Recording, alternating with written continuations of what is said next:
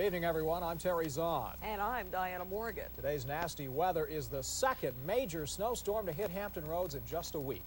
Snow, ice, and strong winds all working together to create blizzard conditions. Several inches of snow have fallen along the southeastern coast as well as inland. The chilly weather virtually shut down Hampton roads with all schools closing and many businesses. Those who did have to work were faced with a tough morning drive. Crews worked round the clock to try and keep the main roads clear. And the scene was much the same on the peninsula. Slick road conditions, spine-chilling temperatures, and many neighborhoods without power. The weather also had an effect on air travelers. Patrick Henry Airport closed down, and many flights out of Norfolk International were either canceled or delayed. And, of course, our Don Slater has been keeping track of this nasty weather. Let's check in with Don in the Weather Center for the latest. Don? Thank you, Diana. Very, very busy day. We want to let you know, first of all, that the snow is beginning to end from northwest to southeast. A lot of areas have still got snow. However, in the south side of Hampton roads, things are beginning to taper off.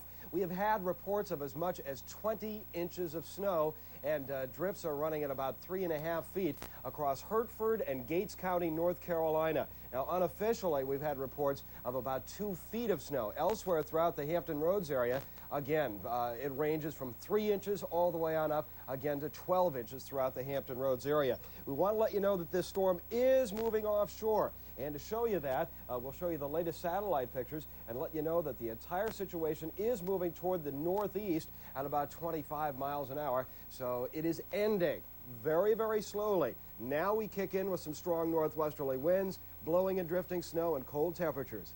Doesn't get any better than that. Terry? Ain't over yet. Thanks, Don. We were better prepared for this storm than last weekend's because we did have plenty of warning, but no warning could stop the power of the storm once it hit. And as Les Smith reports from Sandbridge, for many people, the snow wasn't the biggest problem they had to face. At midday, the surf was churning, driven by wind gusts up to 40 miles per hour. In coastal areas like here in Sandbridge, the worst of the elements, high wind and high water, came together.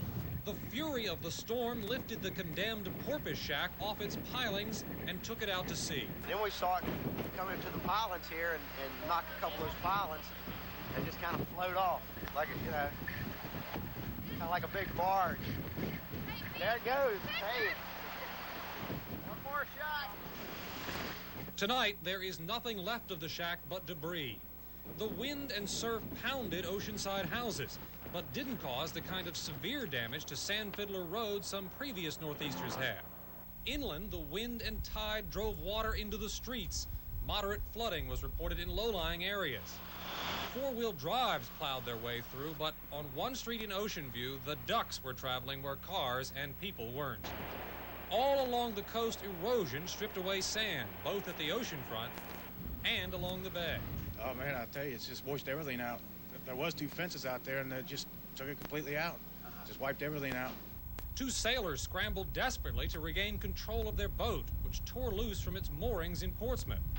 People all across Hampton Road struggled to cope with the second winter storm in less than a week. Really a mess today, but some people chose to venture out. Many had to go to work. Frank Graff reports on how those brave snowbound souls coped. The area's first blizzard in 9 years was beautiful in a way. The trees contrast with the snow, the gentle covering of the land. It was pretty and powerful enough to shut Hampton roads down. Kept spinning, and the car was history. It just wiped out the tree. And motorists felt the snow's effect from first light. Even police couldn't escape the icy roads. Countless fender benders were reported. Road crews did their best to keep roads clear, but even snowplows were snowed under. It's mostly ice, and we got to put chemicals on it to melt it before to get the plow to push it up. What made road conditions so bad was the wind and the drifting snow. As soon as a plow like this cleared a road off, the snow blew it right back. And on top of that, there was a lot of ice under all the newly fallen snow. Still, people ventured out. The few stores open were busy as people stocked up to be snowed in. I'm from Florida. Are you used to this kind of weather? No, sir. This is very new to me. Firewood dealers also saw brisk business. In case the power goes out, we don't have any heat, which is common around here. But not everyone saw the snow as a bad thing. With schools closed, well, you know the rest. It's pretty fun. I mean, without the snow, without the wind, it'd be all right. It's just a day off. I think everybody needs a day off. And, of course, the mail must still go through. You get to some places where you got to step up higher with little snow drifts, and then when the wind picks up, some problems singing. In Norfolk, Frank Raff, the Daily News. Naturally, it's tough being out on the roads in this messy weather, but there's another problem you have to worry about as well. The big chill can also be dangerous to your health. Art Franklin now joins us live to tell us about the health risks lurking in the storm. Art? You know, if you're out here for just a short time, you can feel the cold start to set in. At that time becomes lengthy. That's when it can get very dangerous. And because of that danger, emergency services at Norfolk had extra staff on hand. They fielded nearly 1,000 calls before noon, way past the normal. Those calls came from people seeking refuge from the cold. Several families were evacuated because they had no way to keep warm. But what concerned authorities the most was the risk of hypothermia. Well, the hands would become numb, the skin would turn white, they become lethargic, just don't want to move around, and then they'll sit down someplace and go to sleep, and then, of course, if it's down cold, they freeze. And what's the first treatment for? The treatment is just to try and warm the body temperature up normally. You know, to keep warm, make sure that you dress in layers, drink plenty of hot liquids if you're inside.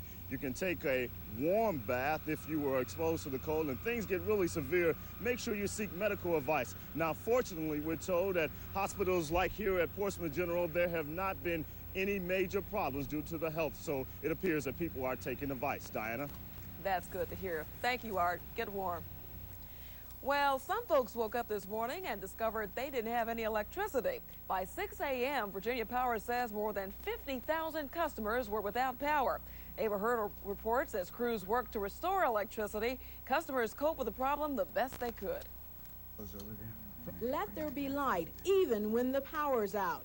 John Martin pulled out an oil lamp for warmth and light. His electricity went out at 2:30 this morning, came back on, and went out again around 11. The thing about having a candle or a kerosene lamp is it'll bring up the temperature in the house. Even one candle will bring up the temperature in a room several degrees. The Martins had hoped to warm soup for lunch, but just as it started to boil, the power went off. Having a time snow, gradually taping off to flurries later this afternoon. William Lambie, who lives in Norfolk's Gant section near the Martins, managed to stay warm despite the outage, listening to weather reports. Worst thing is we're just without heat or hot water, can't shower or anything.